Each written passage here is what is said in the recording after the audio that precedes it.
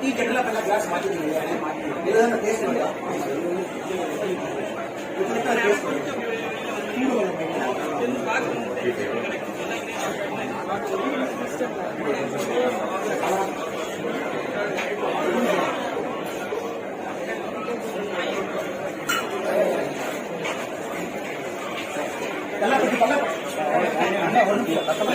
நான் வந்து டீ சாப்பிட்டது பணம் கொடுக்கல இந்த பணம் நீங்க செலவு பண்ணாதீங்க பணம் நல்லா